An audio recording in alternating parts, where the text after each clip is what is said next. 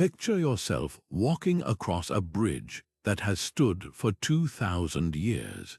Its stones are perfectly fitted, its arches gracefully curved, and despite centuries of storms, floods, and the relentless passage of time, it remains unshaken. All around it, modern constructions show signs of wear, cracks, corrosion, the inevitable decay of concrete and steel, yet this ancient marvel endures, silent and steadfast. How is it possible that structures built without computers, without advanced machinery, and without the materials we take for granted today, have outlasted so much of what we've created in the modern era? There's a profound mystery here, one that speaks not just to engineering, but to a forgotten way of seeing and shaping the world. This video is an invitation to unravel that mystery, to explore the astonishing durability of ancient bridges and the pre-modern mastery of load-bearing principles that made them possible. We're going to journey back through time, from the monumental Roman aqueducts that carried water across vast landscapes to the elegant medieval spans that connected communities and enabled commerce. We'll uncover the hidden intelligence behind their construction, the intuitive understanding of weight and balance, the sophisticated use of local materials, and the profound respect for natural forces that guided every decision these builders made. These were not just structures, they were acts of wisdom designed in harmony with the world around them. What's truly remarkable is that many of these bridges are not merely standing, they are still in use today, carrying loads and connecting people just as they did centuries ago. Their longevity isn't accidental, it's the result of a deep and subtle genius, one that modern engineers are only beginning to fully appreciate. In the pages of history, these builders left behind a legacy of resilience, creativity, and sheer brilliance, and it's a story that belongs to all of us. So join us as we decode the secrets of their timeless architectural wisdom and embark on a journey into some of the most enduring engineering marvels ever created, ones that continue to inspire and baffle experts to this day. To understand the sheer brilliance of these ancient builders, we must first visit the sun-drenched landscape of southern France and stand in the shadow of the Pont du Gard. This is not merely a bridge, it is a three-tiered Roman aqueduct, a monumental staircase of stone that gracefully strides across the Garden River. For nearly 2,000 years, it has not only stood but performed its original duty, channeling millions of gallons of water to the city of Nims. It has endured countless floods, wars, and the slow creep of time, a silent testament to a philosophy of construction that seems almost alien to us today. The Romans who built it did not have finite element analysis software or stress load calculators. What they possessed was something perhaps more powerful, a profound commitment to working in concert with the natural world, not in opposition to it. Their entire approach was rooted in empirical observation, a deep, learned intuition forged through generations of trial and error. An ancient engineer would walk a quarry, running his hands over the stone, understanding its grain and character. He knew intuitively which blocks possessed the compressive strength to bear immense weight and which were better suited for filler. This intimate knowledge of material was paired with an almost innate grasp of physics. They understood that weight could be channeled, directed, and distributed through the elegant curve of an arch and the sweeping strength of a vault. They saw forces not as abstract calculations on a page, but as tangible flows of energy that could be managed through smart design. This stands in stark contrast to much of modern construction, which often relies on the brute strength of homogeneous materials like steel and reinforced concrete to overcome natural challenges. The ancient builders took the opposite tack. They used what the local landscape provided. The Pont du Gard was built from limestone quarried just 600 meters away. This was not just a matter of convenience, it was a core principle. Using local stone meant the structure would expand and contract at the same rate as the surrounding bedrock when temperatures changed. It was already acclimated to the very environment it would exist within.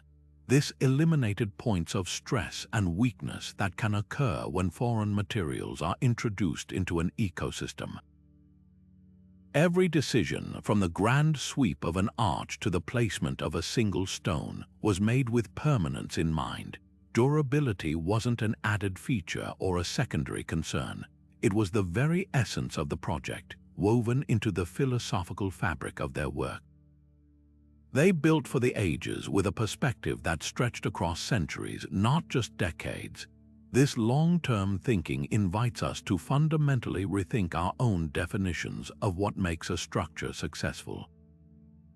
Is it speed of construction and minimal cost, or is it the ability to endure, to become a permanent part of the landscape and the human story? The legacy of the Pont du Gard and structures like it suggests that true genius in engineering lies not in conquering nature, but in learning to listen to it.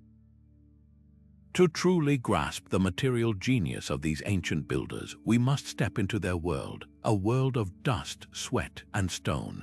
Imagine the quarries outside of Rome, where the air was thick with the sound of hammers and chisels.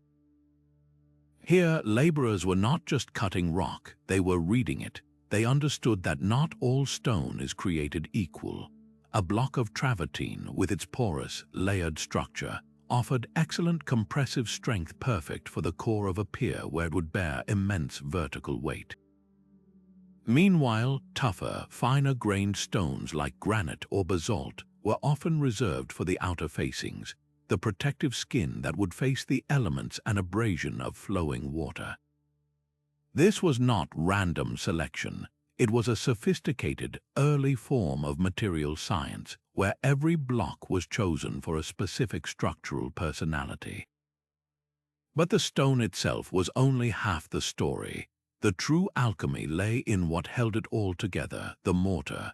While we today rely on Portland cement, which can become brittle and crack over decades, the ancients developed something far more cunning. Their primary ingredient was lime, produced by burning limestone in kilns. When mixed with water, it created a putty that was workable and sticky. But the Roman masterstroke was the addition of pozzolana, a fine, volcanic ash mined from regions like Pozzuoli near Mount Vesuvius. This was their secret weapon. When pozzolana was mixed with lime and water, it triggered a chemical reaction that continued for centuries. Instead of just drying out, this Roman concrete actually gained strength over time, forming stable crystalline structures that filled in microscopic gaps and even had a limited ability to self-heal small cracks as water seeped through. Their mortar didn't just hold stones in place, it became a living, strengthening rock itself.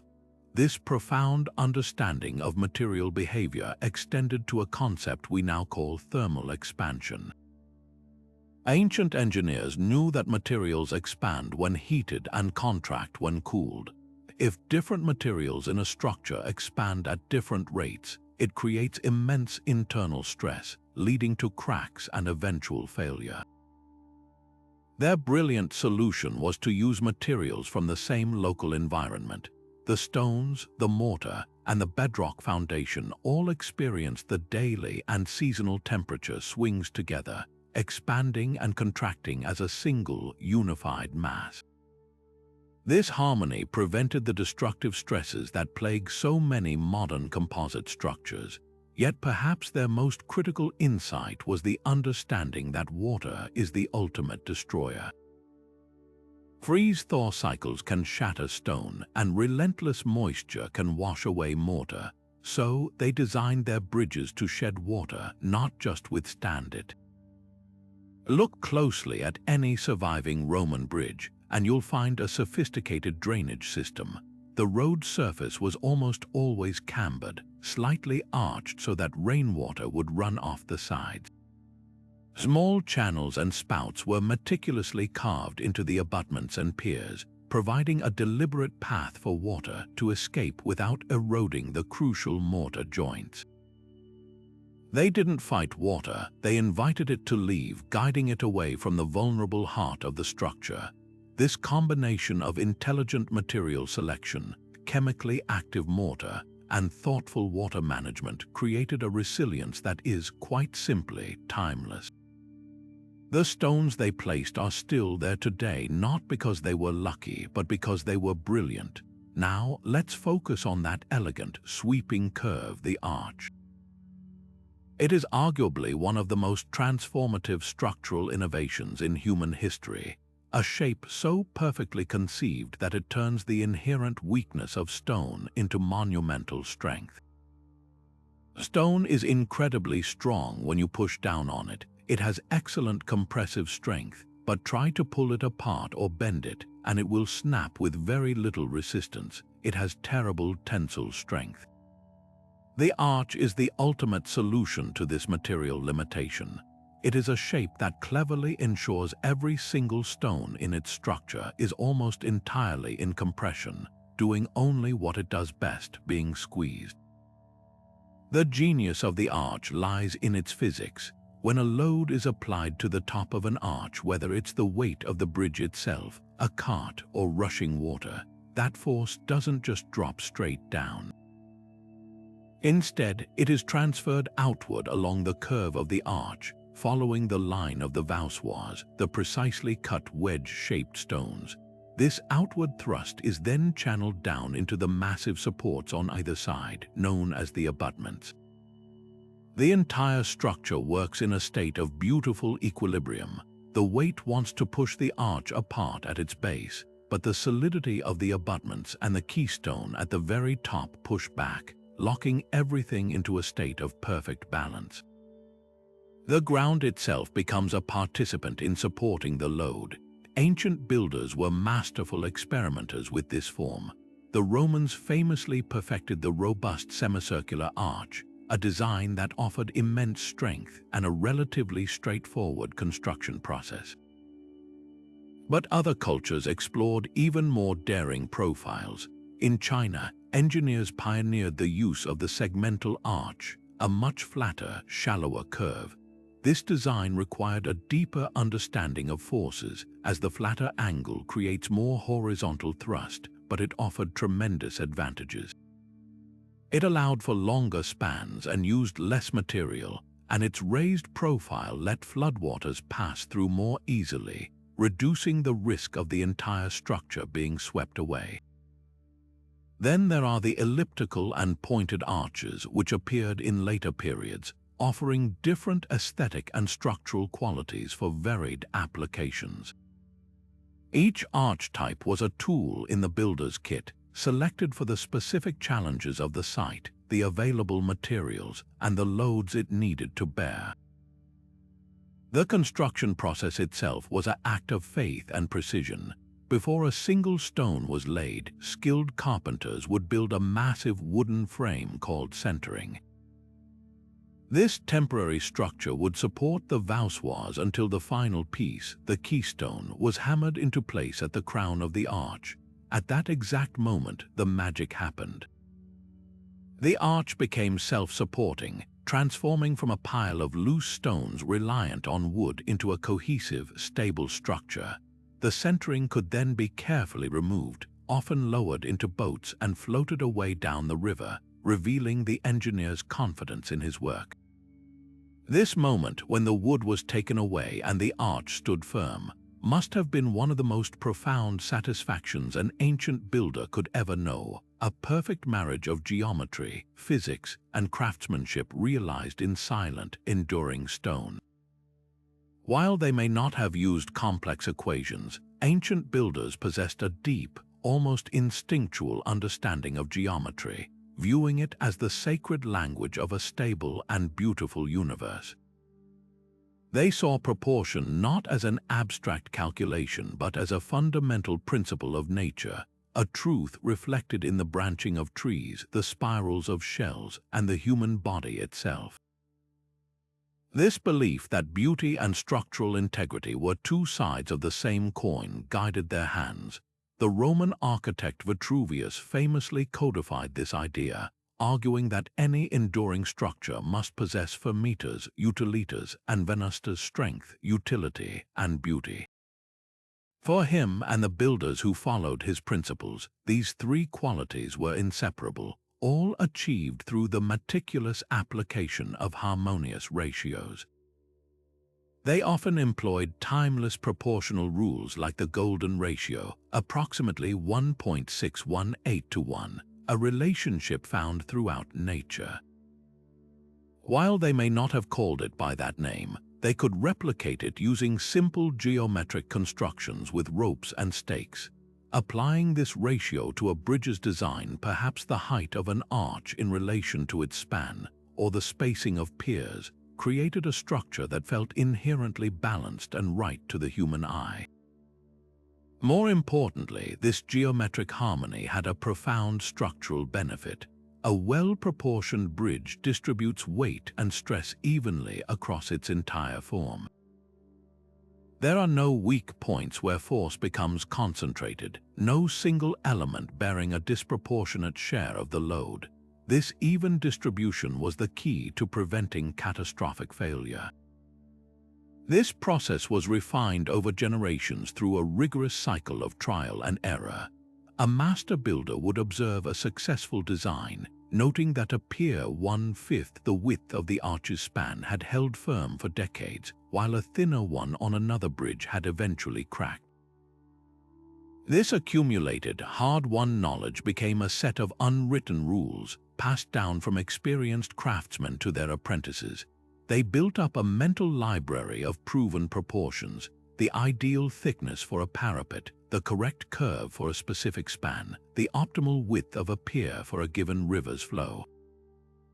Their calculations were based on physical precedent and observable success, creating a repository of empirical data that was every bit as valid as a modern engineer's textbook formulas.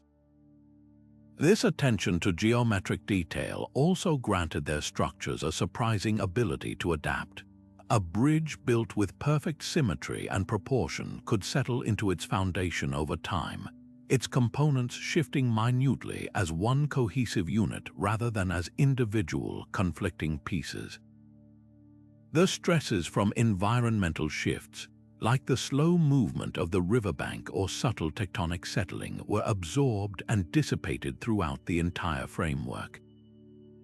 The structure moved with the earth, not against it. This is why we can find ancient bridges that are slightly tilted or have settled unevenly yet remain perfectly stable. Their harmonious design allows them to find a new equilibrium. Their intuitive grasp of mathematical relationships, though pre-scientific, resulted in structures of incredible stability and grace, laying the philosophical and practical groundwork for the engineering principles we rely on today. Now let's journey to the rugged landscape of western Spain, where the Tagus River carves its way through a deep gorge. Here, spanning this formidable natural barrier, stands the Alcantara Bridge, a structure so audacious in its scale and so perfect in its execution that it seems to defy both gravity and time itself. Completed in the year 106 AD under the reign of Emperor Trajan, this is not merely a crossing. It is a monumental declaration of Roman confidence and engineering prowess. To stand before it is to witness 2,000 years of history, weathered into its granite stones, yet its posture remains as proud and unyielding as the day it was finished. It has survived not just the relentless flow of the river, but also wars, including deliberate attempts to destroy it, and it endures as one of the most magnificent and instructive Roman structures in the world. The sheer scale of the bridge is breathtaking. Its 6 stone arches soar to a height of 48 meters above the water, a dizzying feat for any era. But what truly sets Alcantara apart is its astonishing construction method. Unlike many Roman works that relied on the chemical magic of their pozzolana mortar, the builders of Alcantara used none. The entire bridge, from its deepest foundations to its parapets, is held together by nothing more than the precise cutting of granite blocks and the immutable force of gravity. Each stone was painstakingly shaped to fit perfectly with its neighbors, creating joints so tight that a knife blade cannot be inserted between them. This is a testament to the supreme skill of the stonemasons, whose craftsmanship created a monolithic structure that behaves as a single, cohesive unit, transferring loads with impeccable efficiency. The chief engineer, Caius Julius Lacer, was so certain of his work's permanence that he had an inscription carved into the structure. It reads in Latin, "I have built a bridge which will last forever." This was no empty boast. It was a statement of fact based on a profound understanding of the principles at play. The bridge incorporates several advanced techniques that showcase Roman innovation. Look at the base of the arches, and you'll find massive, angled foundation stones called skewbacks. These crucial elements are precisely angled to receive the thrust from the arches above and channel it directly downward into the robust piers.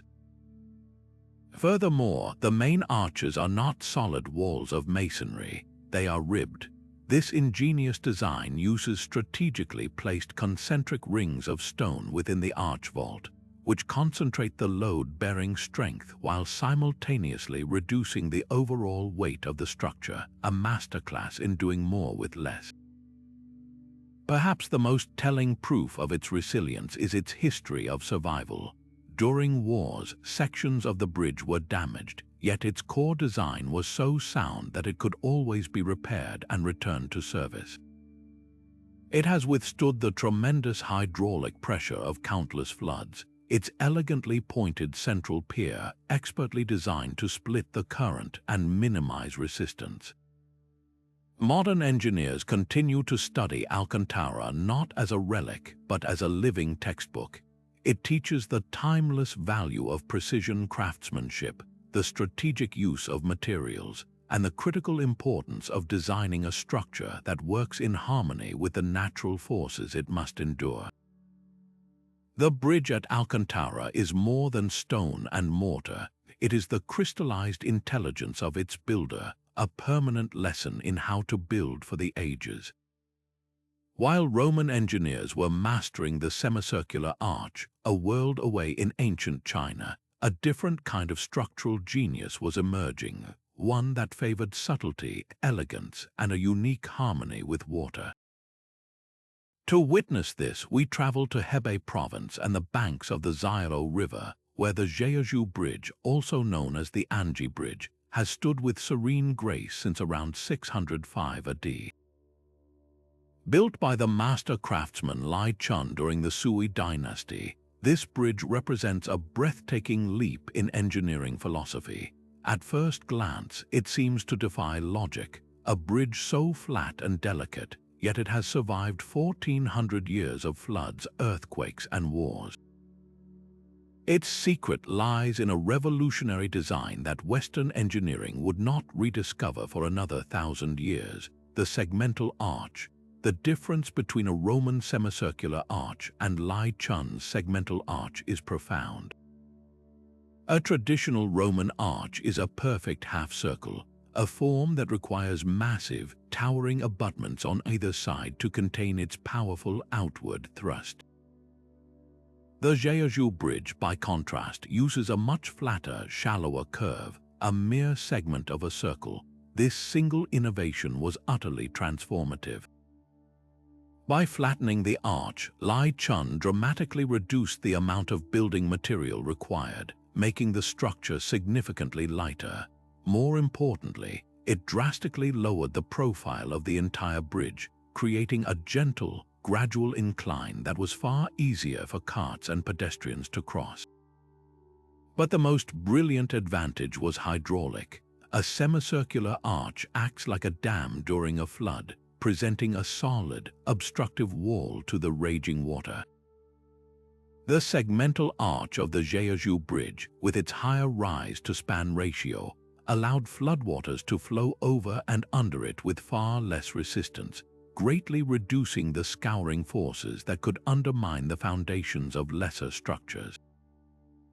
Yet Lai Chun's genius did not stop there. He incorporated a second, even more radical feature, open spandrels. On either end of the main central arch, he designed two small, symmetrical arches piercing the body of the bridge itself.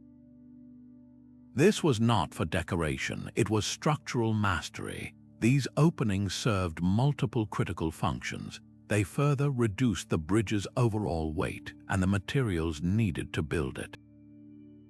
They provided additional channels for floodwaters to pass through during extreme events, effectively turning the bridge into a spillway and eliminating the destructive pressure buildup against the solid spandrel walls common in Roman designs. This also minimized the load on the foundational piers, allowing them to be smaller and more economical. This combination of the segmental arch and open spandrels created a structure that was incredibly resilient, economically built, and in perfect dialogue with its riverine environment. To ensure this elegant design held fast for centuries, Chinese builders employed another ingenious technique: iron reinforcement. The precisely carved limestone blocks of the Jeju Bridge are not just stacked, they are interconnected using dovetail joints and held together with iron clamps. These metal staples were set in place and then filled with molten sulfur to create a secure, rigid bond, effectively acting as tensile reinforcement within a compression structure. This was an early and brilliant form of pre-stressing, locking the stones together against the horizontal forces that might otherwise shift them over time. It showcases a sophisticated understanding that while stone is strong in compression, it sometimes needs a helping hand to resist shearing and pulling forces, a principle that would become fundamental to modern reinforced concrete. What truly sets these Chinese marvels apart, however, is their seamless integration of art and engineering. The Jeju Bridge is not just a functional entity, it is a work of profound beauty. Its railings are adorned with exquisite carvings of mythical beasts and swirling clouds, transforming the structure into a cultural icon and a point of immense local pride. This aesthetic consideration was not an afterthought, it was central to the philosophy of construction. A bridge was a public good, a civic monument, and a testament to the harmony and refinement of the society that built it. This stands in fascinating contrast to the often austere, monumental utilitarianism of Roman engineering. Both approaches resulted in staggering longevity, but they sprang from different cultural wellsprings, one emphasizing overwhelming imperial power and permanence, the other favoring graceful adaptation, economic efficiency, and artistic expression. The enduring legacy of the Jeju Bridge powerfully demonstrates that the pursuit of durability was not a uniquely Western endeavor but a global human achievement, solved with equal brilliance but distinct ingenuity across the ancient world. This remarkable ability to endure was not a matter of simply building stronger or heavier. It was a masterclass in intelligent adaptation. Ancient engineers were brilliant contextualists. They understood that a bridge designed for the frozen rivers of Northern Europe would fail miserably in the monsoon-swollen rivers of Southeast Asia. Their genius lay in their deep, localized reading of the environment, observing its rhythms and designing structures that didn't just resist nature, but respectfully collaborated with it. They didn't impose a single, rigid design philosophy across their empires. Instead, they allowed the climate itself to dictate the form and function of their constructions. Consider the stark, sun-baked deserts of ancient Persia. Here, the primary environmental challenge wasn't flooding or freezing, but the relentless, expansive power of heat. Under the intense sun, materials expand. If a long, continuous stone bridge were built without accommodation for this thermal movement, it would develop crippling cracks as it heated during the day and cooled at night. Persian engineers developed ingenious solutions, often incorporating subtle expansion joints or designing their bridges with a series of smaller, independent arches. This allowed each segment of the bridge to expand and contract minutely without transferring destructive stress to the whole structure. Furthermore, in these arid regions, the mortar itself was often a special mix, using locally available materials like gypsum that were better suited to the dry conditions than standard lime mortars, which require moisture to cure and gain strength properly. Now transport yourself to the humid, rain-drenched tropics. In regions like ancient Sri Lanka or parts of India, the enemy was water, not just in sudden, violent floods, but in its perpetual, insidious presence. Constant moisture leads to vegetation growth, which can dislodge stones and promotes the erosion of mortar. Builders here became experts in water management. They designed bridges with exceptionally wide, robust piers that acted like the prow of a ship, splitting powerful currents during a monsoon. They often constructed elaborate breakwaters or spurs upstream from the bridge, stone structures jutting out into the river to deflect floating debris and the most destructive forces of the current away from the main supports. The roadways were steeply cambered, and drainage spouts were generously proportioned and frequently placed, ensuring that rainwater was shed from the deck almost instantly, never allowing it to pool and seep down into the vulnerable core of the structure. Perhaps the most awe-inspiring environmental adaptation is found in earthquake-prone regions, in areas like Armenia or parts of the Himalayas, where the ground itself could suddenly shift without warning. Ancient builders incorporated a stunning degree of flexibility into their seemingly rigid stone creations. They understood that a structure that was too rigid would fracture and collapse when the earth shook. Their solution was to build in controlled movement. Some bridges were constructed with dry stone techniques, where carefully interlocked stones without mortar could shift and settle during a tremor before settling back into a stable configuration.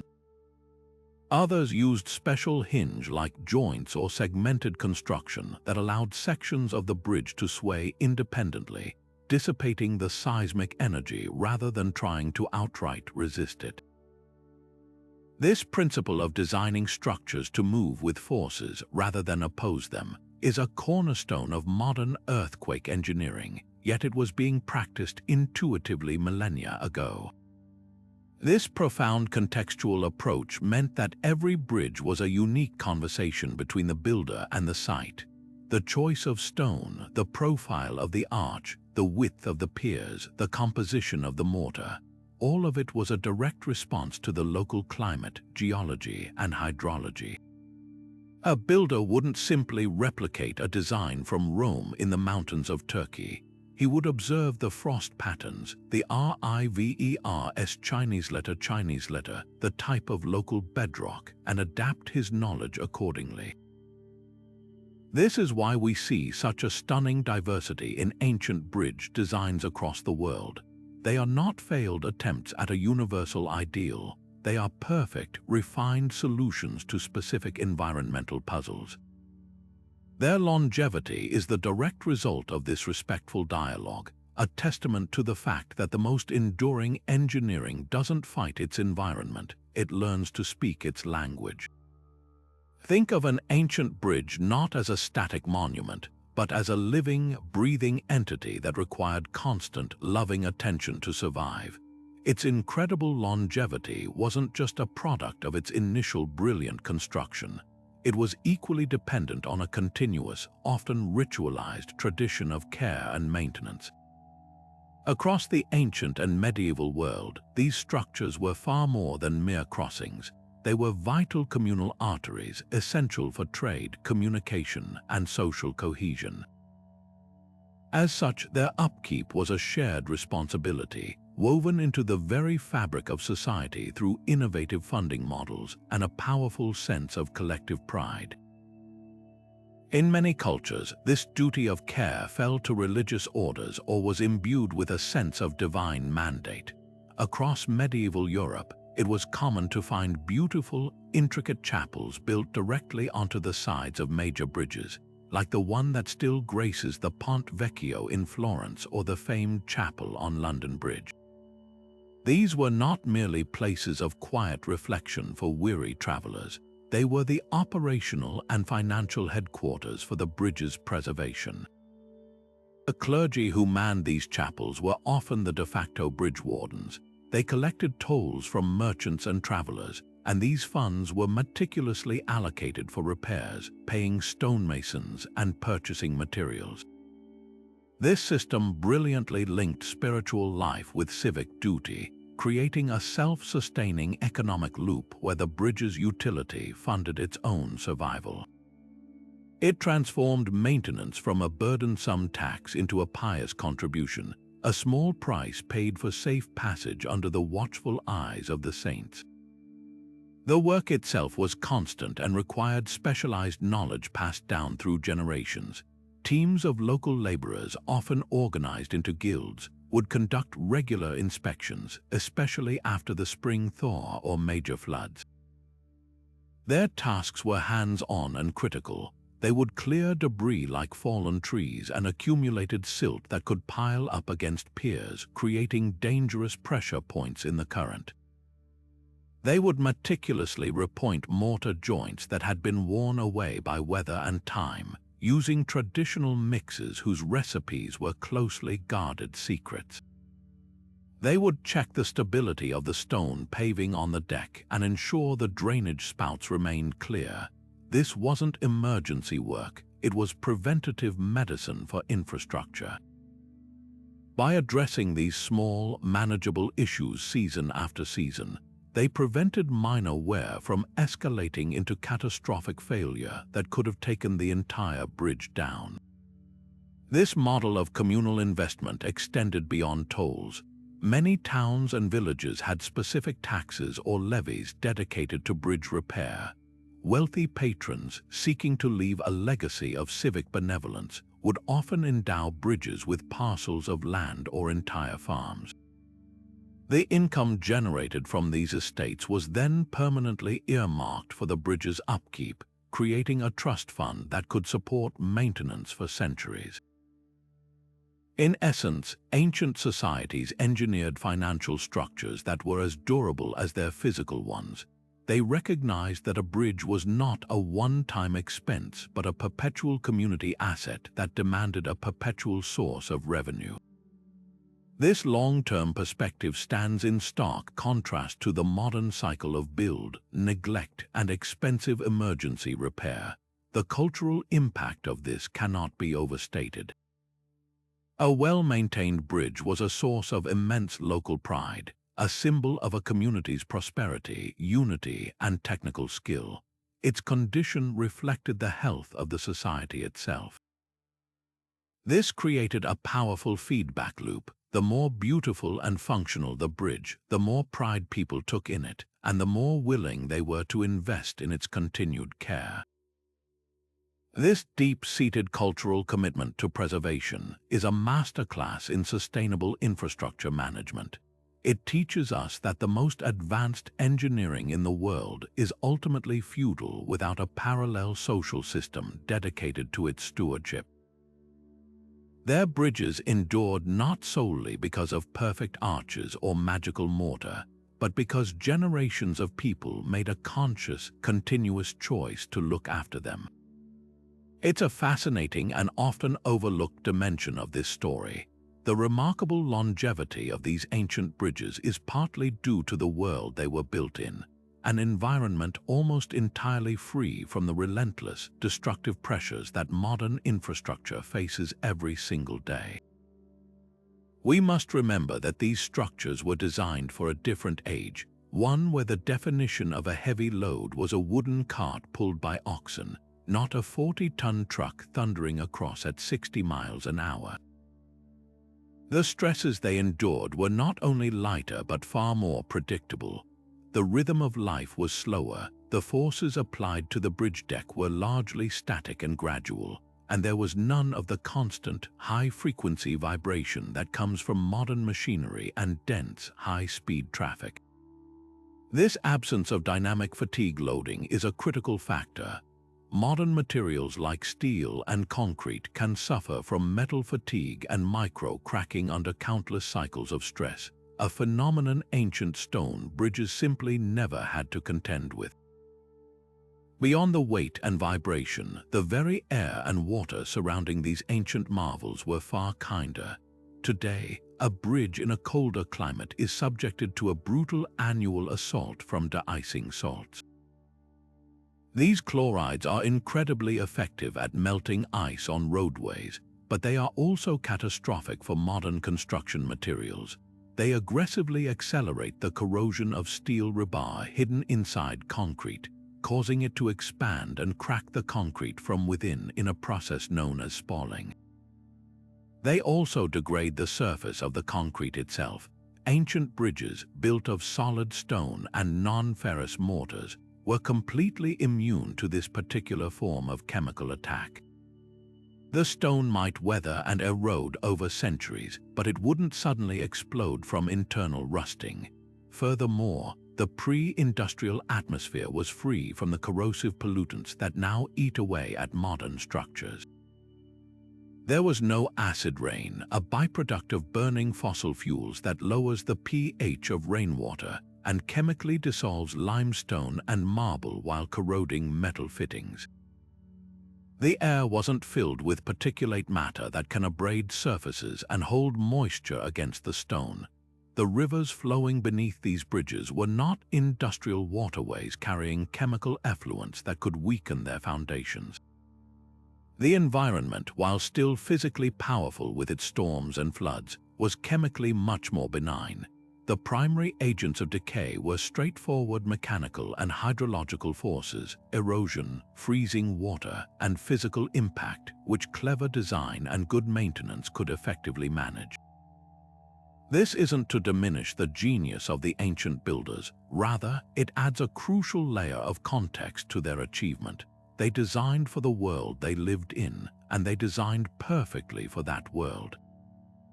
Their structures were in a state of equilibrium with their contemporary stressors.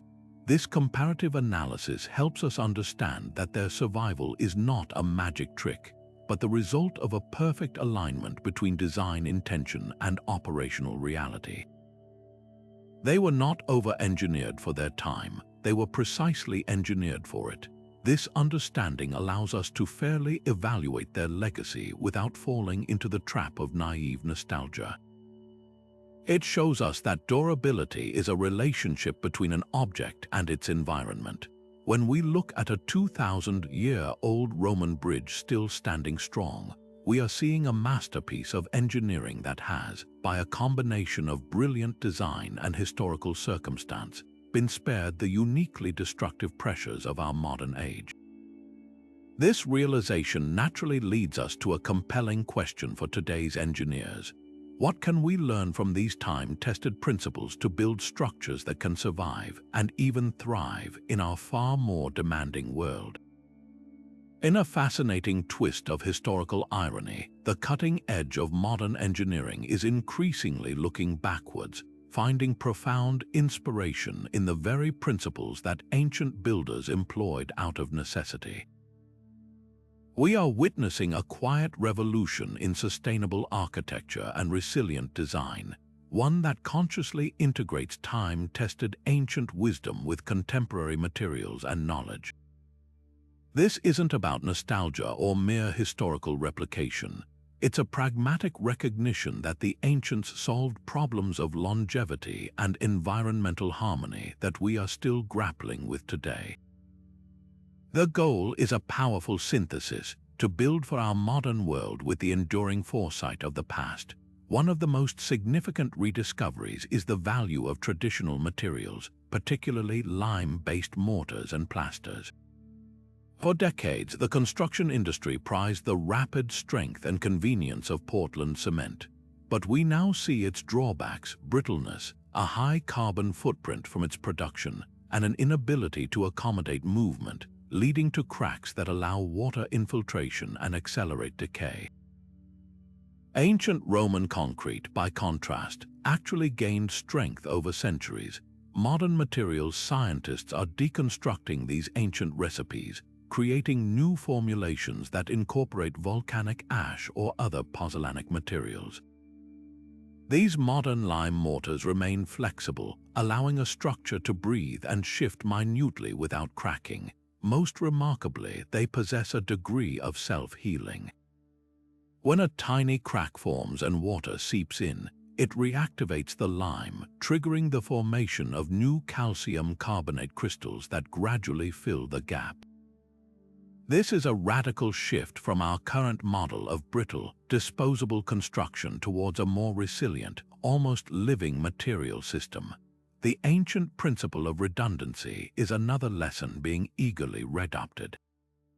Modern engineering often strives for extreme efficiency, designing structures to withstand calculated loads with minimal material, a practice that leaves little room for error when faced with unexpected events like a once-in-a-millennium flood or an earthquake stronger than anticipated.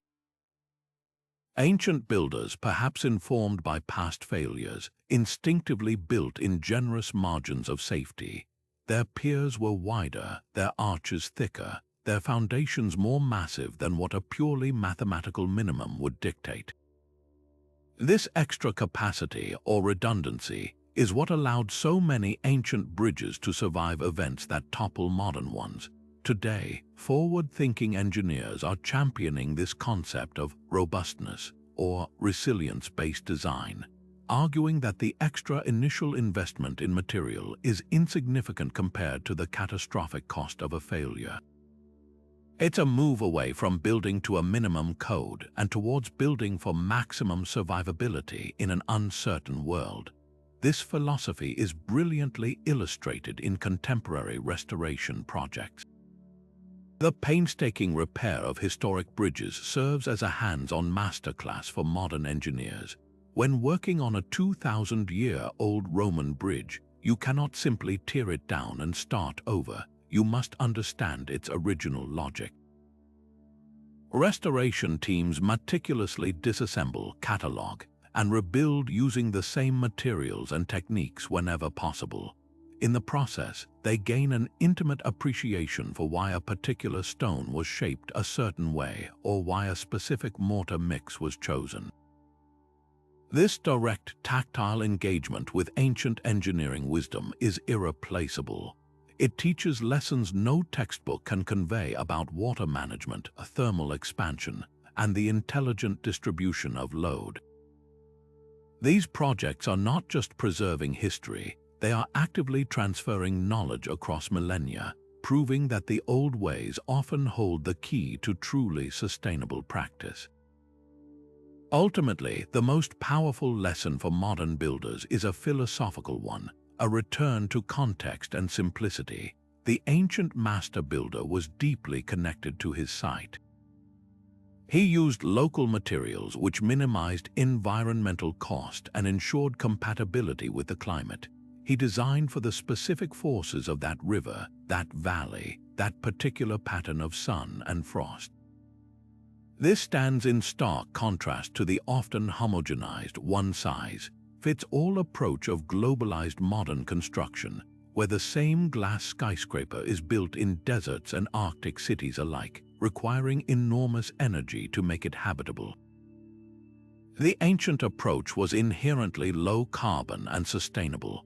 By relearning to work with nature instead of against it, by valuing durability over quick profitability, and by embracing the elegant simplicity of forms like the arch, today's engineers can create a built environment that is not only safer and more resilient but also more beautiful and harmonious. This isn't a rejection of progress, it is the maturation of it, blending the best of our advanced analytics with the profound, enduring wisdom of the ancients. Perhaps one of the most astonishing secrets to the longevity of ancient structures lies in a capability that sounds almost like science fiction: the ability to heal themselves. For centuries, observers noted that cracks in ancient Roman concrete would sometimes mysteriously fill in over time, especially those structures exposed to seawater.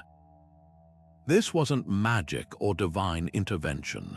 It was a breathtakingly sophisticated feat of pre-modern material science, a hidden function engineered into the very fabric of their mortar.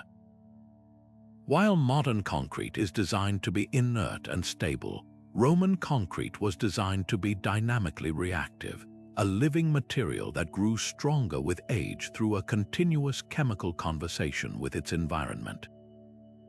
The magic ingredient, as we touched on earlier, was a specific type of volcanic ash known as pozzolana, but the full story is even more remarkable.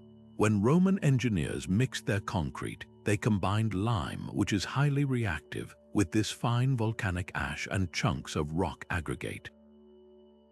The initial setting process was just the beginning of the story. For decades and even centuries afterward, when minuscule cracks eventually formed and allowed rainwater or moisture to seep in, that water acted as a catalyst, not a destroyer. It percolated through the material, dissolving the leftover pockets of lime that had not fully reacted during the initial curing. This liberated lime-rich solution then traveled into the cracks. Once there, it encountered the pozzolanic ash particles in the concrete. The water triggered a renewed chemical reaction, causing the formation of new, needle-like crystals of calcium silicate hydrate, the same strengthening mineral that gives concrete its hardness. These crystals would grow slowly and inexorably, filling the crack from the inside out and effectively welding it shut. In marine environments, seawater percolating through the concrete would dissolve other minerals, leading to the growth of rare, plate-like crystals that actually reinforce the crack zones, making them stronger than the surrounding material. The structure didn't just repair its wound, it grew a stronger scar. This self-healing property fundamentally changes our understanding of a crack's role. In a modern concrete structure, a hairline crack is a death sentence. It's an open invitation for water and oxygen to reach the steel rebar inside, causing it to rust, expand, and explode the concrete from within in a process called spalling. In ancient Roman construction, a crack was simply a temporary pathway for the delivery of new construction materials. It was a feature, not a bug, a built-in maintenance system that required no human labor, no funding, and no interruption of service. This is a primary reason why ancient Roman piers and breakwaters, constantly battered by salt water, are often in better condition today than concrete structures from the 1950s. Today, materials scientists in labs around the world are in a race to reverse engineer this ancient technology. They are creating a new generation of biomimetic or bio-inspired concrete, embedding it with tiny capsules of lime solution or special bacteria that lie dormant until a crack opens, releases the healing agent, and patches the breach. These modern self-healing concretes are brilliant, but they are additive solutions. We are putting healing agents into an otherwise inert material.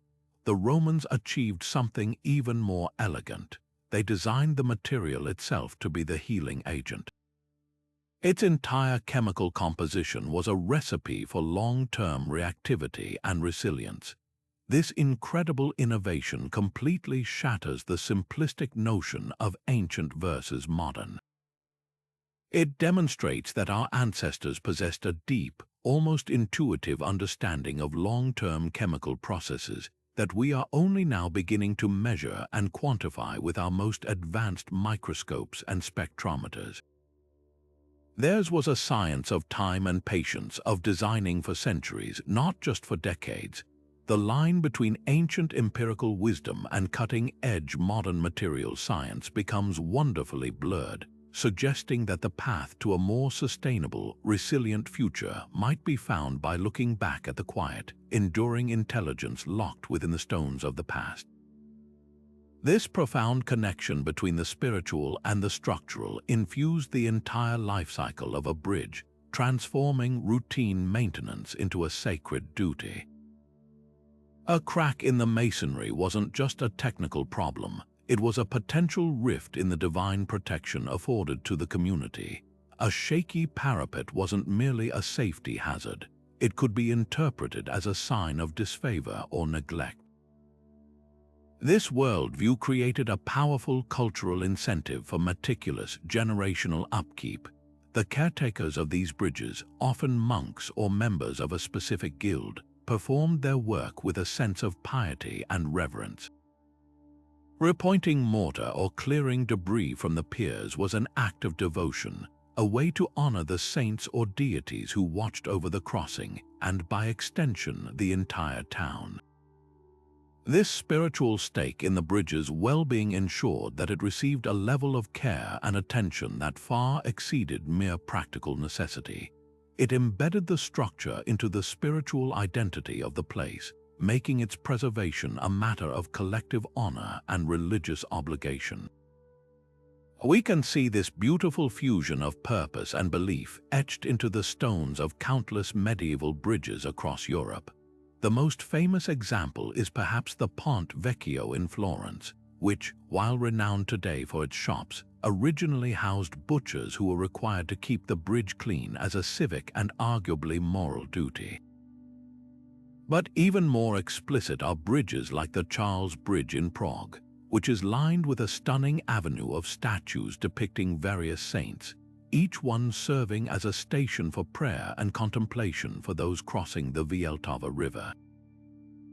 In London, the old medieval London Bridge was practically a small town unto itself, complete with a grand chapel dedicated to St. Thomas Becket at its center. This chapel wasn't an afterthought, it was the spiritual and administrative heart of the bridge, where tolls were collected and directly reinvested into its preservation under the watchful eye of the divine. This phenomenon was by no means exclusive to Europe. In ancient Japan, bridges were often seen as liminal spaces, thresholds between the mundane world and the sacred. Their construction was frequently accompanied by Shinto ceremonies to appease the spirits of the river, and charms or symbols were sometimes placed within the structure to ensure safe passage and stability. In the Islamic world, many bridges featured small niches or even full-sized sebils, public fountains where travelers could pause, drink, and offer a prayer of thanks, seamlessly blending utility, charity, and faith. This global pattern reveals a universal human truth. When a structure is imbued with deep meaning that transcends its physical function, it becomes cherished. It moves from being a mere piece of infrastructure to a sacred trust. The pride taken in its construction and the perseverance in its upkeep became a form of worship, a tangible expression of a community's values and its hopes for divine blessing and protection. This spiritual dimension, often overlooked in our secular age, was a powerful psychological and social engineering tool, one that guaranteed these marvels would be loved, maintained, and defended for centuries, ensuring their survival long after the original builders were gone. Behind every enduring stone arch and every perfectly fitted block stood a master builder, a figure often shrouded in the mists of history, yet responsible for some of the most brilliant structural achievements the world has ever known. While we celebrate the names of emperors and patrons who commissioned these works, the true genius belonged to the engineers and artisans whose deep, intuitive understanding of physics and material turned ambitious visions into timeless reality. Occasionally, a name does break through the historical silence, like Apollodorus of Damascus, the legendary engineer behind Emperor Trajan's monumental bridge across the Danube River. Apollodorus was more than a builder. He was a courtier, a visionary, and a military engineer who applied his genius to create a wooden arch bridge of such staggering scale and innovation that it was spoken of with awe for centuries after it was eventually dismantled. His story is a rare glimpse into the mind of a pre-modern genius, a person who could calculate spans and loads not with computer models, but with a profound, almost instinctual grasp of geometry and force. Yet for every Apollodorus whose name we remember, there were thousands of anonymous masters whose identities are lost to time. These were not theoretical scientists working in isolation. They were practical men who rose through a rigorous, hands-on system of apprenticeship that began in childhood. A young boy would be indentured to a master mason for 7 years or more, learning not from textbooks but by doing. He would start by mixing mortar, fetching tools, and watching, his education consisting of absorbing the countless unspoken rules and techniques that could never be fully written down. He learned to judge the quality of limestone by the sound a hammer made when tapped against it, to sense the right consistency of mortar by feel, and to understand the line of an arch by eye. This knowledge was transmitted orally and through demonstration, a living library of practical wisdom passed from one generation to the next. It was an education built on reverence for the craft and respect for the master, creating an unbroken chain of expertise that stretched back for generations. This intimate, localized knowledge was their greatest tool. A master builder didn't arrive at a riverbank with a one-size-fits-all blueprint. His first task was to learn the personality of the site. He would walk the riverbanks, observing the flow of the current during different seasons, examining the bedrock to find the most stable foundation, and surveying the local quarries to understand the stone they would use. He knew that the granite from one side of the hill had a different grain and compressive strength than the sandstone from the valley. He designed his bridge in a dynamic conversation with the landscape, adapting his mental catalogue of proven designs to fit the specific challenges of the water, the wind, and the earth itself. His plans existed primarily in his head and in rudimentary sketches scratched onto slate or parchment. The true blueprint was the immense body of experiential knowledge he carried within him. The construction of a major bridge was a colossal collaborative effort, a symphony of specialized labor conducted by the master builder. It required quarriers who could extract massive blocks with minimal waste, skilled draymen and their ox teams to transport the incredible weights, carpenters to build the complex scaffolding and centering, and a small army of masons who could shape the stone with astonishing precision. The master builder was the conductor of this orchestra, coordinating these diverse trades, managing the logistics of materials and food for the workforce, and ensuring that every component, from the largest foundation stone to the smallest wedge, was executed to his exacting standard. His authority was absolute, born from proven skill and the respect of his peers. The legacy of these master builders is etched into the very landscape. They left behind more than just functional infrastructure. They created monuments to human collaboration, creativity, and the relentless pursuit of permanence. Their work stands as a powerful testament to what dedicated hands and minds can achieve, even without the benefit of modern technology. While we marvel at the monumental scale of ancient bridges, it's easy to overlook the profound ingenuity of the humble tools that made them possible. Picture a construction site 2,000 years ago. There are no diesel-powered cranes, no hydraulic drills, no laser-guided levels. The air is filled with the rhythmic tap of metal on stone, the groaning of ropes under immense strain, and the coordinated shouts of workers. The master builder's toolkit was astonishingly simple: hammers and chisels for shaping, wooden levers and rollers for moving, and hemp ropes and pulleys for lifting. Yet with these basic instruments, they achieved a level of precision that would be impressive even with modern machinery. This was not a case of primitive struggle.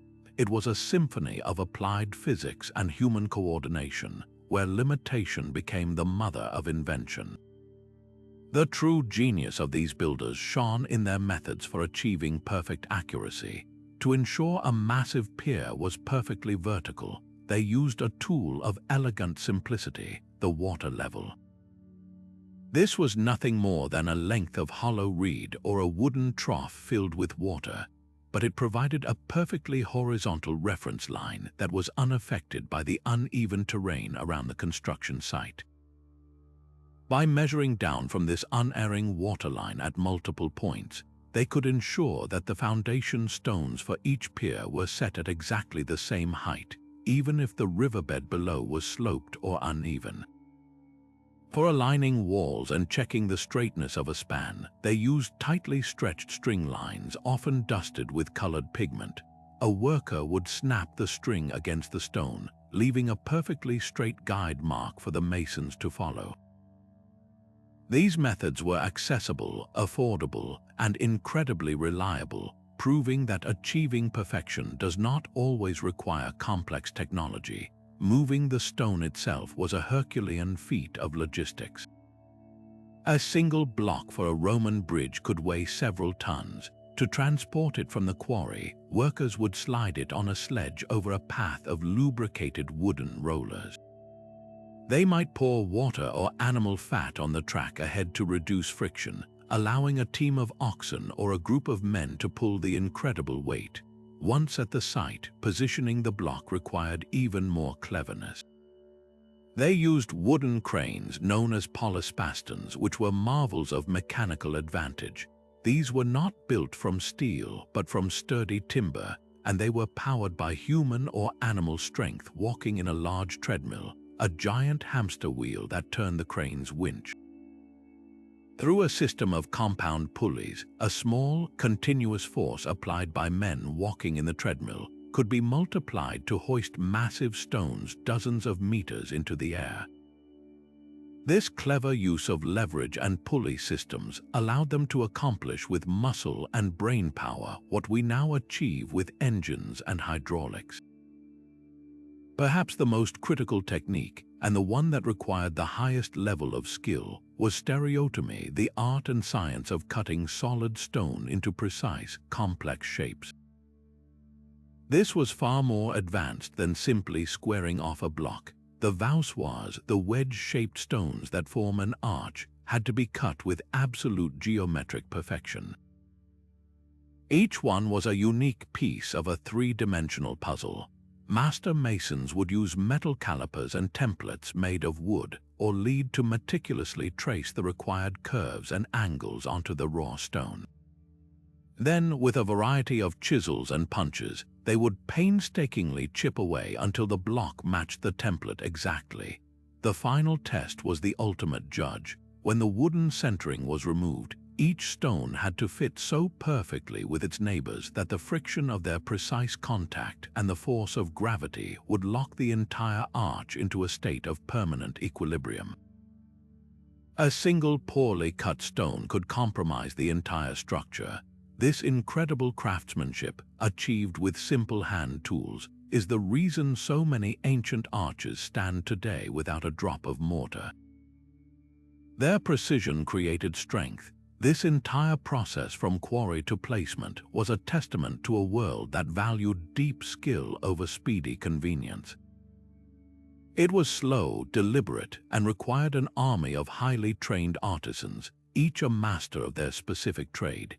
There were no shortcuts. This reality challenges our modern dependence on advanced technology and rapid construction.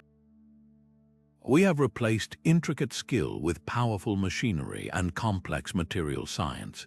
There is no question that our way is faster, but the ancient builders prompt us to ask a deeper question. Does speed sometimes come at the cost of longevity and resilience? Their resourcefulness, born from a lack of alternatives, resulted in a built environment of breathtaking durability.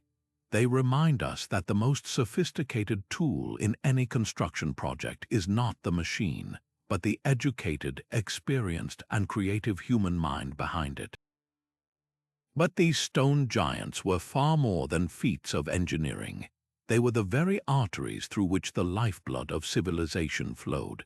Imagine a world without them, a landscape fractured by impassable rivers, where communities remained isolated, trade was a local affair, and armies marched at the mercy of geography.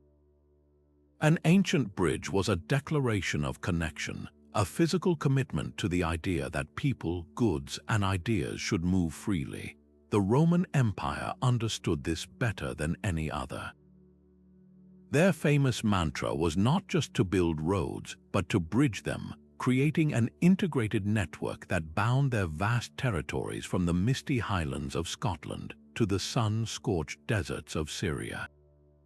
A Roman road could cross a minor stream with a simple ford, but a major river demanded a permanent, unwavering stone bridge.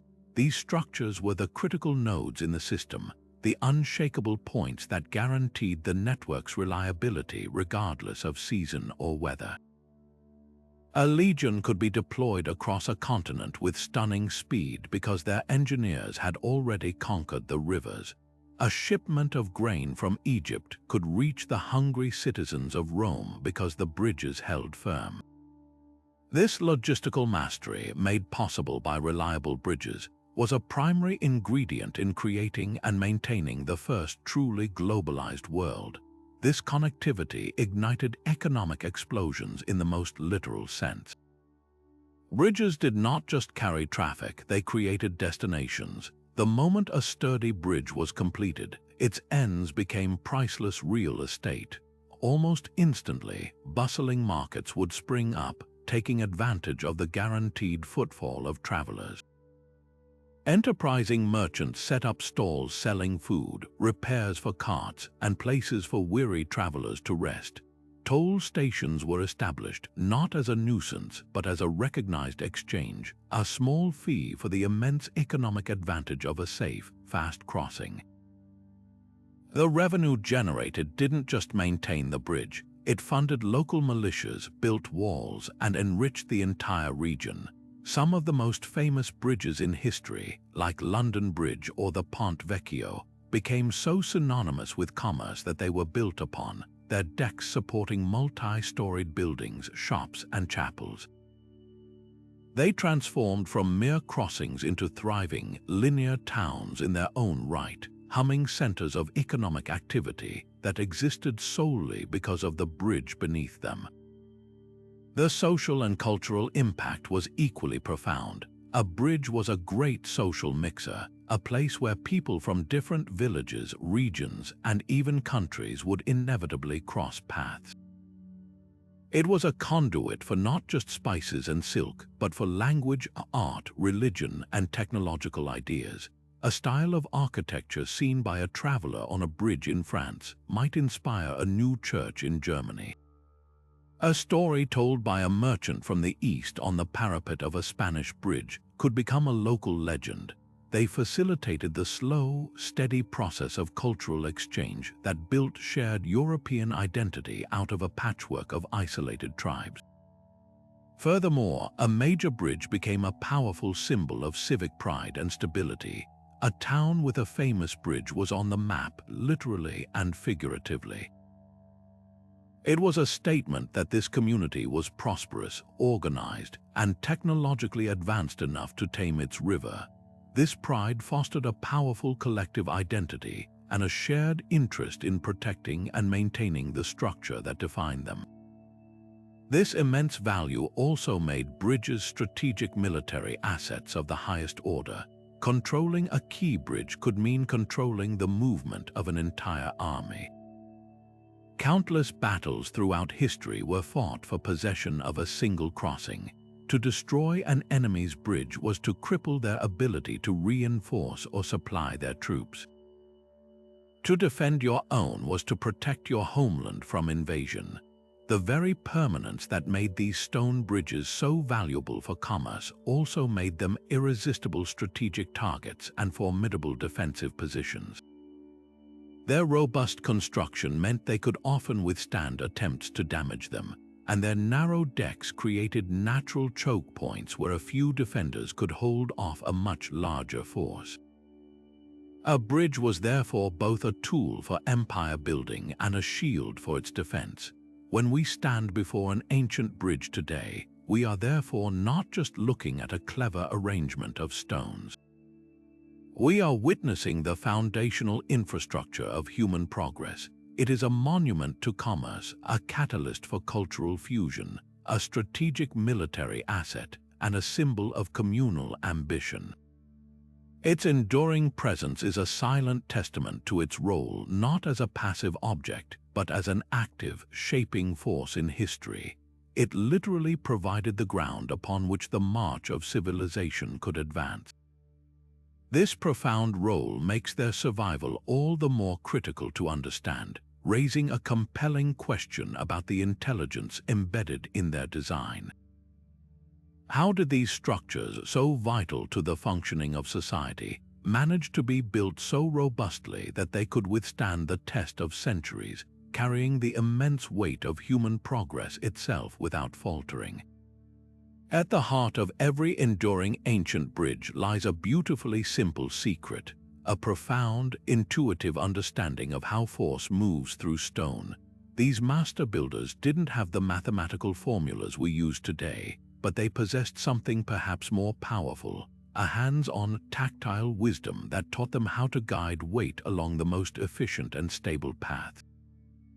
They recognized that stone, in its very nature, is incredibly strong when you squeeze it, but remarkably weak when you try to pull it apart or bend it. This fundamental insight is the key that unlocked the longevity of their structures. Their entire design philosophy was a brilliant exercise in avoiding the latter and embracing the former, ensuring that every block in their construction was kept in a state of gentle, supportive compression. This is where the true magic of the arch reveals itself. The arch is not merely a pleasing curve, it is a masterfully engineered pathway for weight. When any load is applied to the top of an arch, be it the weight of the bridge itself, a heavy cart, or even the rushing force of floodwater, that force doesn't just plummet straight downward. Instead, it is transformed. The load travels outward and downward along the elegant line of the arch, following the precisely cut angles of the wedge-shaped stones known as voussoirs. This outward push, called thrust, is then safely channeled into the massive, unmovable supports on either end, the abutments. The entire structure exists in a perfect state of balanced opposition. The weight wants to push the arch apart at its base, while the solidity of the abutments and the locking force of the keystone push back, creating a stable equilibrium. The ground itself becomes an active participant in supporting the load, and crucially, every single stone in the arch is kept in a state of pure compression, doing only what it does best, being squeezed. But the ancient builders' genius didn't stop with managing vertical weight. They were also deeply attuned to the lateral forces that could sneak in from the sides and threaten their masterpieces. The relentless push of a strong wind against the high side of a bridge, or more dangerously, the immense hydraulic pressure of a fast-flowing river against the piers, required a different kind of solution. To counteract these sideways forces, they developed brilliant stabilizing features like buttresses and wing walls. A buttress is essentially a sturdy pier of masonry built projecting from the side of a bridge pier. It acts as a brace, absorbing the lateral load and transferring it securely back into the ground. Similarly, wing walls are angled extensions built at the ends of a bridge, gracefully guiding the earthen embankment to meet the structure. These walls do more than just look beautiful. They prevent the soil from being washed away by the current, which would undermine the all-important abutments.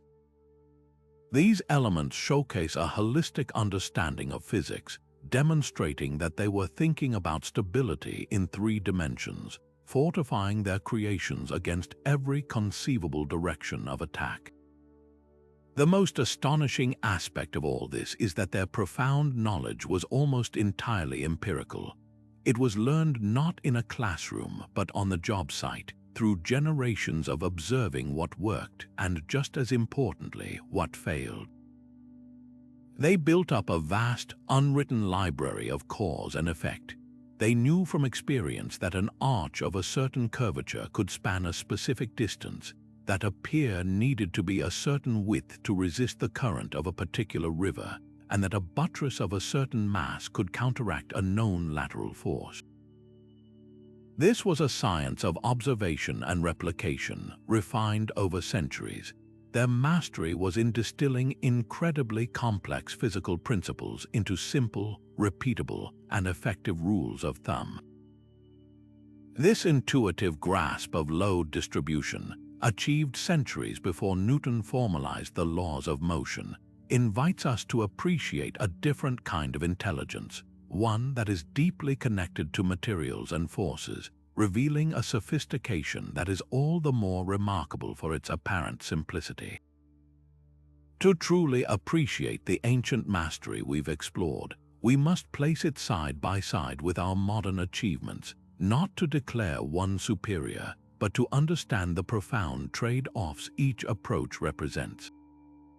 Our contemporary bridges are undeniably magnificent feats, towering suspensions that span unimaginable distances, sleek cable-stayed designs that seem to defy gravity, and vast networks of overpasses that enable our fast-paced world. They are built with incredible speed using materials like high-strength steel and reinforced concrete, allowing us to conquer geographic challenges on a scale the ancients could never have dreamed of. This is the era of efficiency, of economic imperative, where the goal is often to build as much as possible, as quickly as possible, for the lowest immediate cost. The modern philosophy, driven by precise mathematical modeling and industrialized production, prioritizes maximizing span and minimizing material to achieve breathtaking, elegant structures that serve the urgent needs of a globalized society. Yet, this incredible efficiency comes with a hidden, long-term price tag that ancient builders were not willing to pay. The very materials that grant us such speed and strength contain the seeds of their own decline. Modern reinforced concrete is a composite material, a marriage of concrete which is strong in compression and steel rebar which provides crucial tensile strength. But this marriage is tragically fragile. Concrete is naturally porous. It breathes, allowing moisture and oxygen from the atmosphere to slowly seep through its microscopic passages. When this moisture reaches the embedded steel rebar, it triggers corrosion. As the steel rusts, it expands with tremendous force, up to 7 times its original volume, cracking the concrete from the inside out in a process known as spalling. This exposes more steel to the elements, accelerating the decay in a vicious cycle that is incredibly difficult and expensive to stop. Furthermore, the widespread use of de-icing salts on roadways in colder climates acts as a brutal catalyst, drastically accelerating this corrosive process. This inherent vulnerability means that the lifespan of a modern bridge is often measured in decades, not centuries, necessitating a constant, costly cycle of inspection, repair, and eventual replacement. The ancient approach, by contrast, was the polar opposite in its priorities. Their construction was painstakingly slow, relying on manual labor and time-consuming craftsmanship. They used materials that were massive, locally sourced, and monolithic, primarily stone. A Roman arch bridge is essentially a single, cohesive unit of compression. There is no hidden metal to corrode, no composite interface to fail. Its primary adversary is gradual, mechanical erosion, not an internal chemical time bomb. While a modern bridge might be designed with a 60-year service life in mind, an ancient builder operated on a timeless horizon, constructing for the perpetual future. Their measure of efficiency was not speed or cost per meter, but durability per generation. The trade-off is clear. We excel at creating vast networks of infrastructure quickly to serve a growing population, while they excelled at creating individual structures of unparalleled longevity that could become permanent fixtures of the landscape. This divergence extends beyond materials into the very philosophy of design. Modern engineering, for all its power, often relies on a fight mentality. We use the tensile strength of steel to resist forces head-on, creating beams that must bend without breaking. We design for calculated maximum loads, often with minimal redundancy, pushing materials to their limits in the name of efficiency. Ancient engineering, as we've seen, was a philosophy of guidance and collaboration. They used the arch to transform crushing weight into outward thrust, which was then safely channeled into the earth.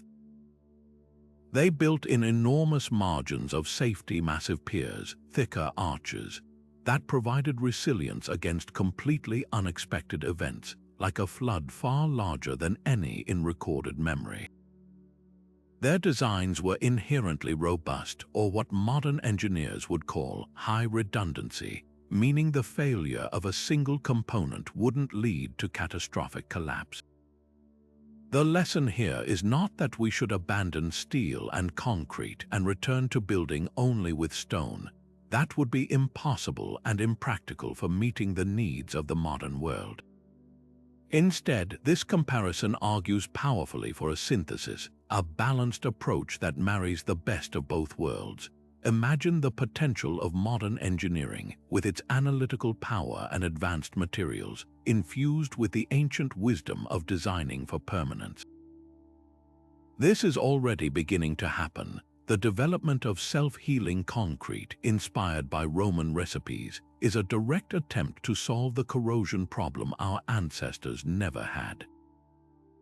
The use of shape memory alloys and flexible joints in seismic zones echoes the ancient principle of building structures that can move with forces rather than rigidly resist them.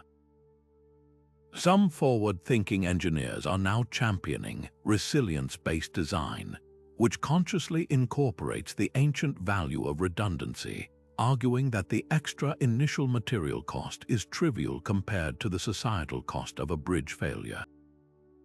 By looking back at the enduring wisdom of the master builders, we are not regressing.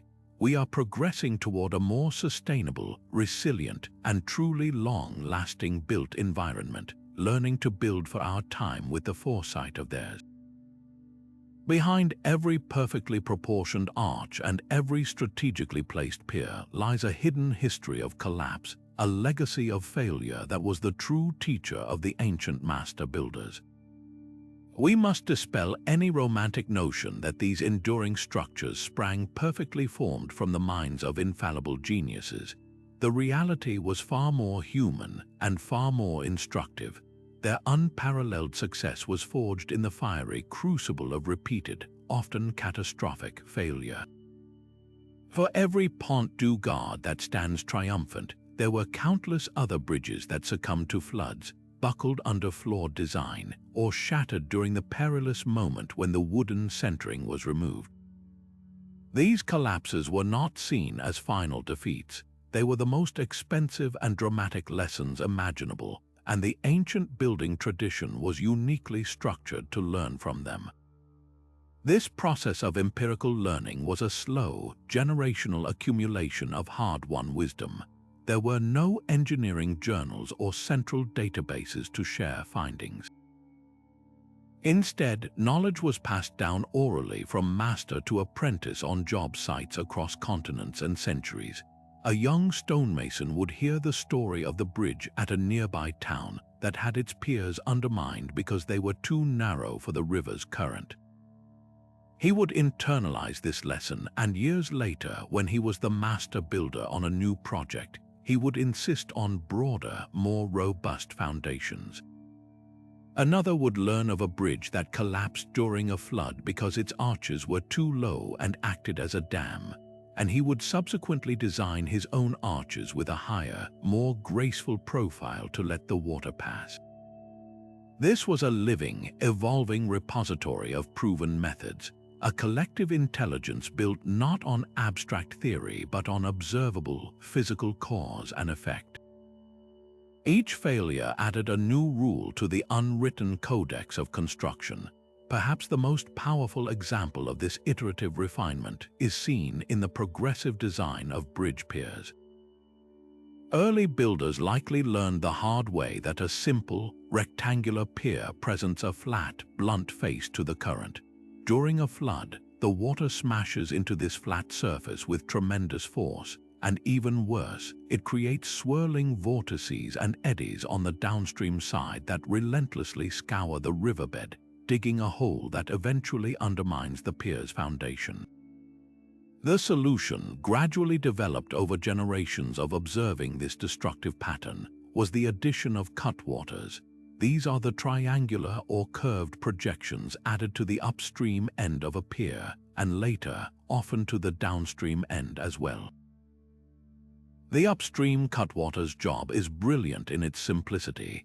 It splits the current, cleanly diverting the water's force around the sides of the pier, drastically reducing the direct impact. The downstream cutwater, often called a tailwater, further streamlines the flow, preventing those dangerous, erosive vortices from forming. This evolution from a vulnerable block to a streamlined, water-slicing form is a perfect testament to learning from the violent feedback of nature. This culture treated failure not as a source of shame to be hidden, but as a priceless opportunity for collective advancement. There was a profound humility in this approach, an acknowledgement that they were engaged in a dialogue with forces far greater than themselves. A collapsed bridge was a message from the river itself, a clear statement that the design had not yet found harmony with the environment. The master builder's role was to listen to that message, interpret its meaning, and adapt. This stands in stark contrast to a modern culture that often seeks a single culprit for a structural failure. For them, failure was a systems check, a necessary and inevitable step on the path to refinement. This willingness to fail, to learn, and to patiently try again is perhaps one of the most vital lessons they can teach our own era of rapid innovation and sometimes disposable design. It demonstrates that true, lasting progress is rarely a straight line of uninterrupted success, but more often a looping, iterative journey where the setbacks provide the most crucial directions.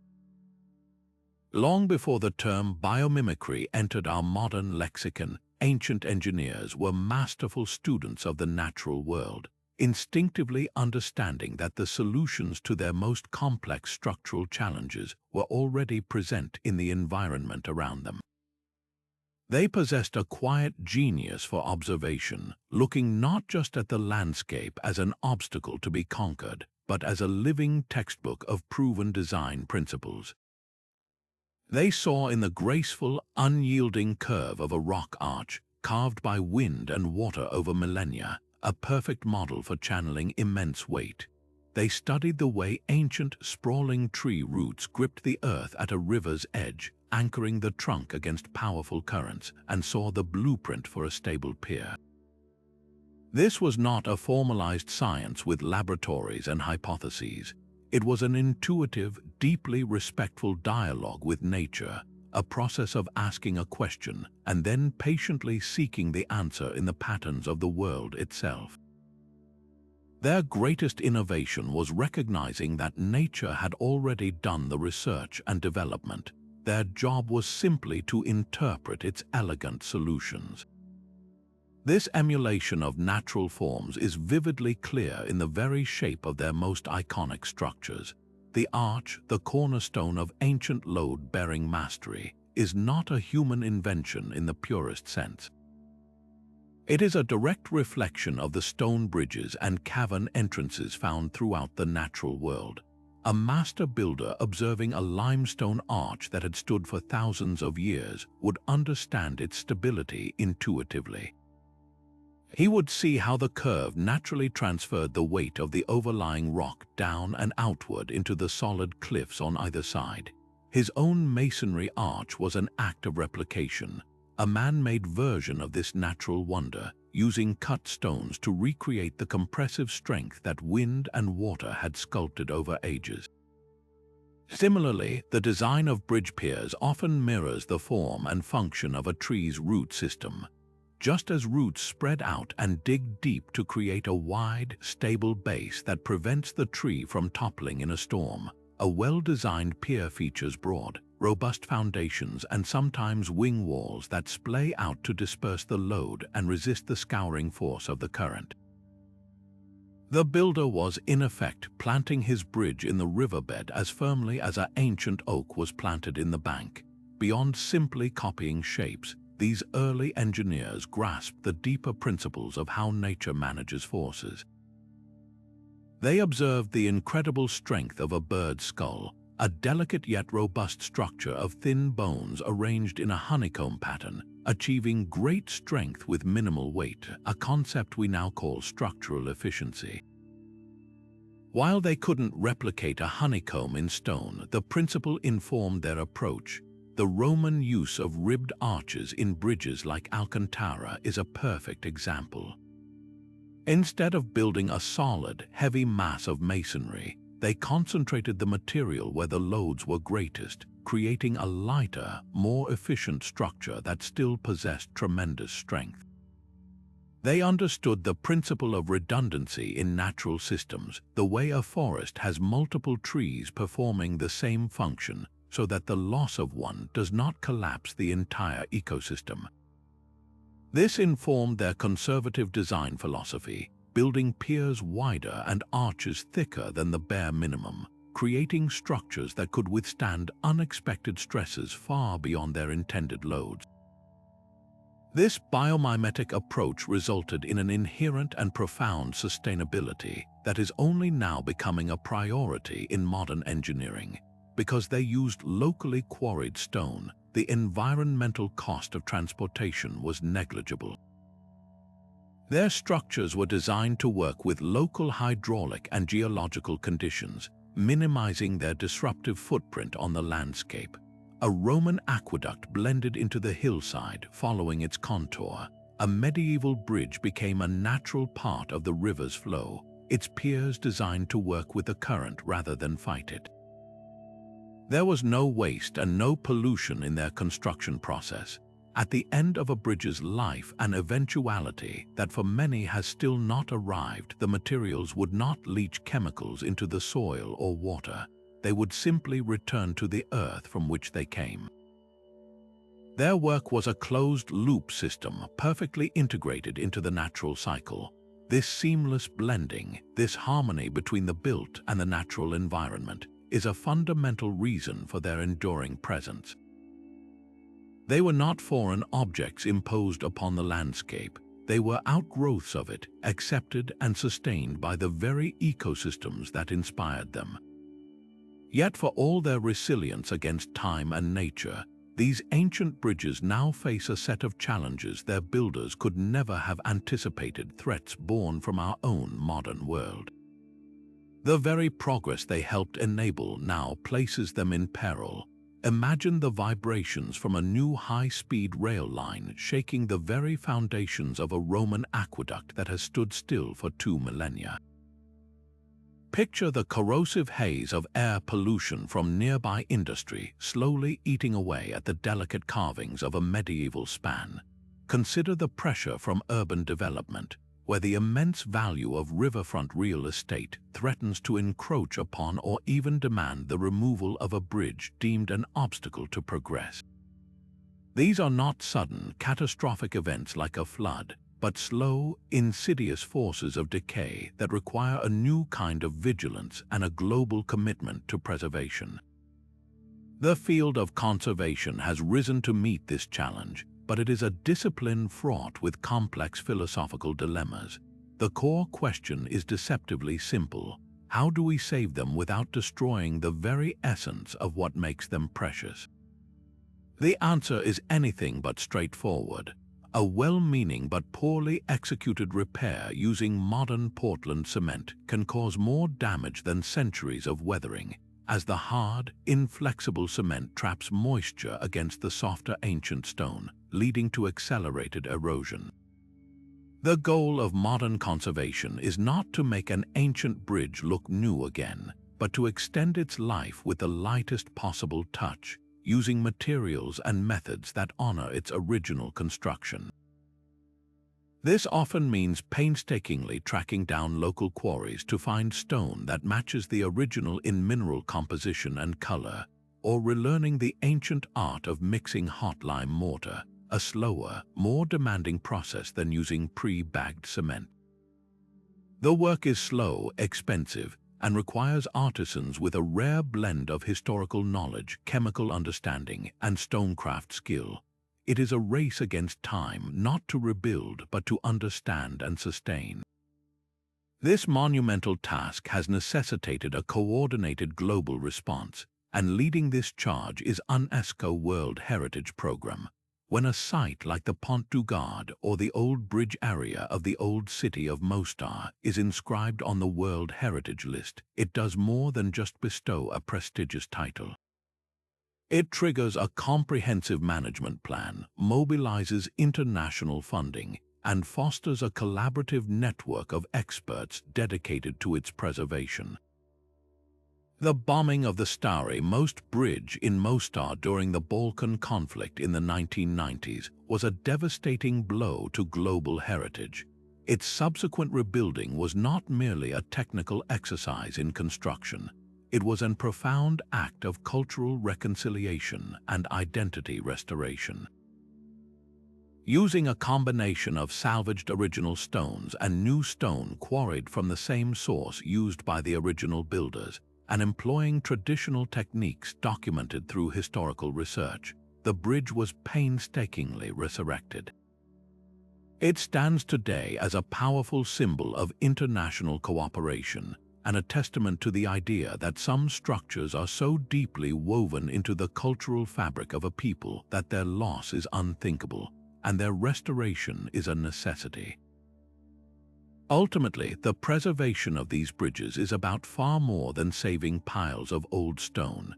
It is about safeguarding the immense repository of knowledge they embody. Each bridge is a physical archive holding within its structure the fingerprints of its builders, the secrets of their material science, and the wisdom of their philosophical approach to the world. When we allow one to be lost through neglect or inappropriate modernization, we are not just losing a monument, we are burning a unique volume in the great library of human ingenuity. Their survival into the future depends entirely on our collective commitment to this heritage.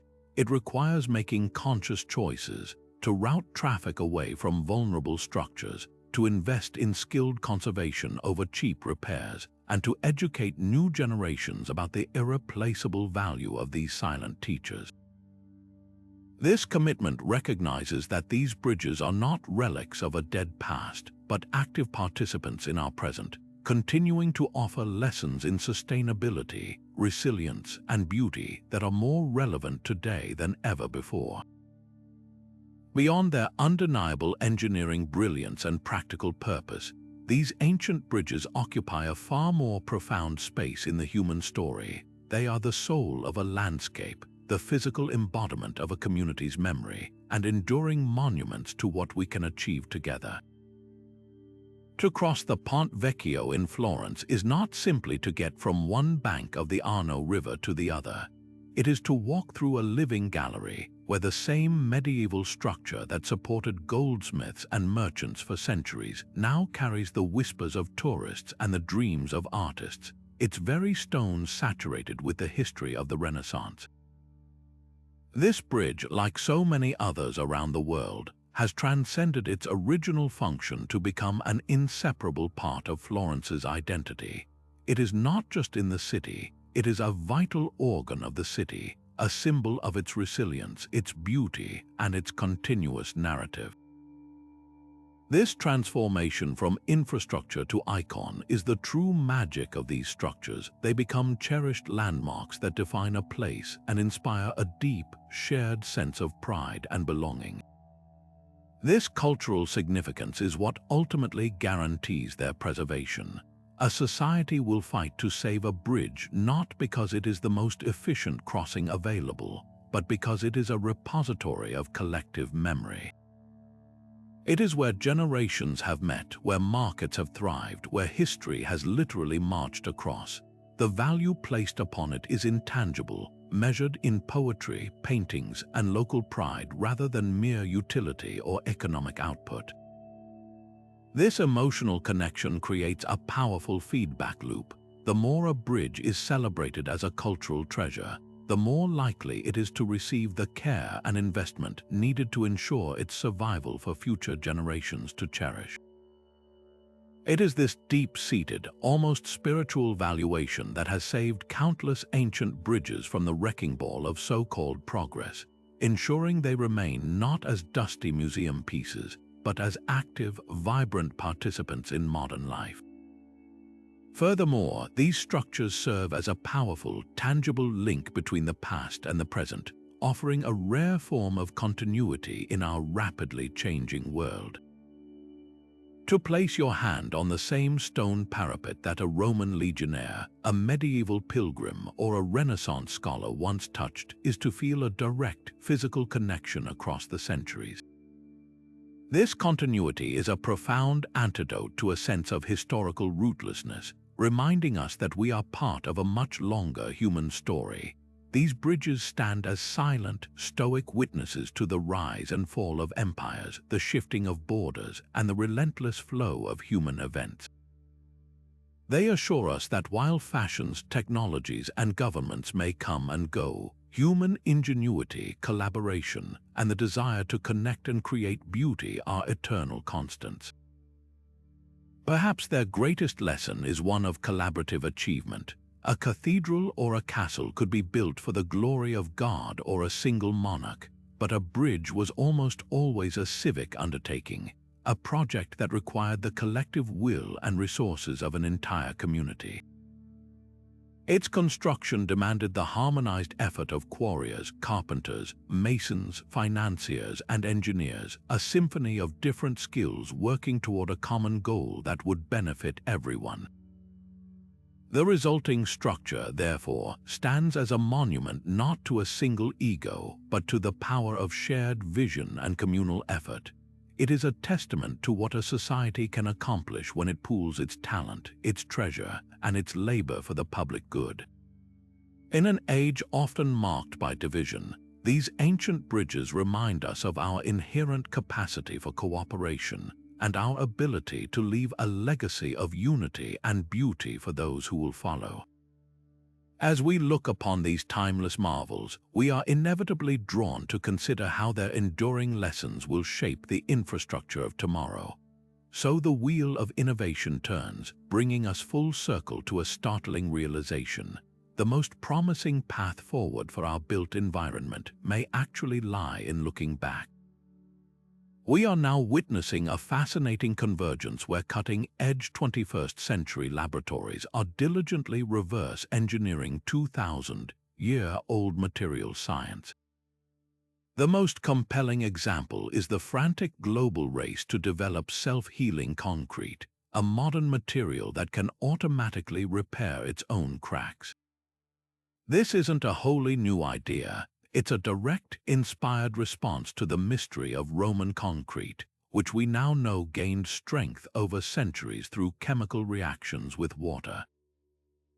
Modern scientists are creating bioconcretes embedded with limestone-producing bacteria or microcapsules of silica gel that burst open when a crack forms, mimicking that ancient pozzolanic process.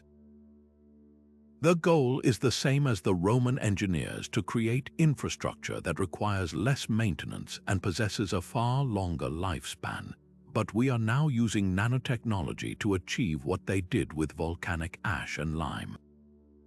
This philosophical return to ancient wisdom extends far beyond just materials and into the very forms we build with. In an age obsessed with sleek, minimalist lines, the humble arch is experiencing a quiet renaissance.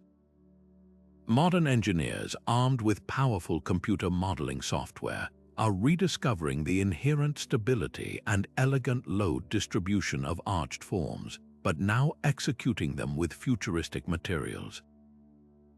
We see this in stunning new pedestrian bridges crafted from carbon fiber composites, their decks impossibly thin and light, yet suspended from networks of tension cables that function on the same principle as the stones in a Roman arch channeling pure compressive force. These are not nostalgic replicas, they are hyper-efficient modern structures that have willingly adopted the most proven geometric shape in human history. Similarly, the ancient segmented arch perfected in China over a millennium ago is being reimagined in seismic zones. New buildings and bridges are being designed with base isolation systems and flexible joints that allow them to sway during an earthquake, a high-tech echo of the dry stone flexibility and segmented construction that allowed ancient structures to survive tremors by moving with the earth, not against it. Perhaps the most impactful application of this old-new fusion is in the growing field of adaptive reuse, where the ultimate form of sustainability is not building new green structures, but revitalizing the incredibly durable ones we already have. Historic bridges are being retrofitted not with disruptive modern materials, but with sympathetic, traditional ones. Conservationists are relearning the art of hot lime mortar, discovering that its flexibility and breathability actually preserve historic masonry far better than rigid Portland cement, which traps moisture and causes spalling. This isn't just preservation, it's a profound lesson in life cycle analysis. The embodied carbon, the energy consumed and emissions produced in manufacturing and transporting materials in an ancient stone bridge is already spent.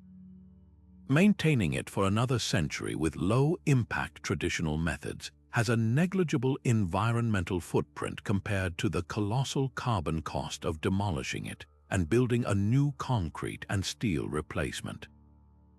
In this light, the most sustainable bridge is quite literally the one that's already standing, and our modern challenge is to use our advanced knowledge to care for these ancestral gifts.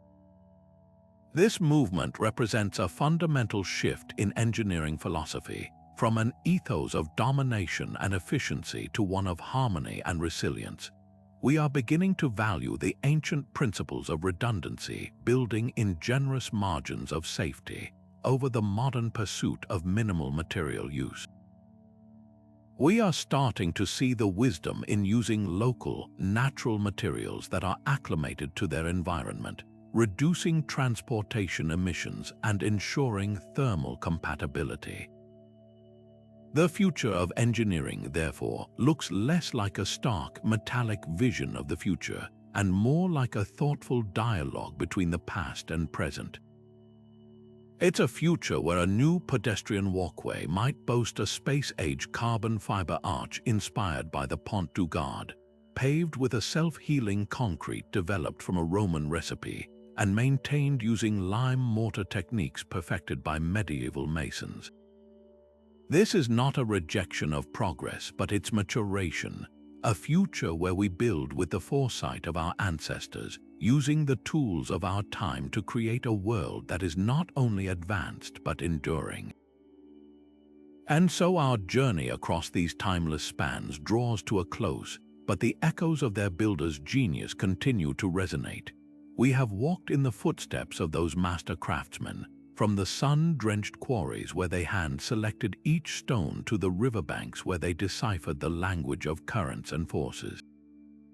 We have uncovered the profound secrets behind their endurance, not merely the physical properties of volcanic ash mortar or the perfect curve of an arch, but the deeper, more meaningful philosophy that guided every decision. This was an approach rooted in harmony rather than domination, in observation rather than imposition, and in a responsibility to the future that stretched far beyond a single lifetime.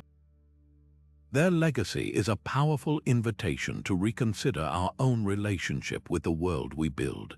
In our modern era of rapid construction and disposable materials, these ancient bridges stand as silent, steadfast critics. They challenge our obsession with speed and short-term efficiency, asking us instead to value patience, precision, and permanence. They demonstrate that true strength lies not in fighting natural forces, but in understanding and collaborating with them, a lesson that holds immense relevance as we confront the environmental challenges of our time.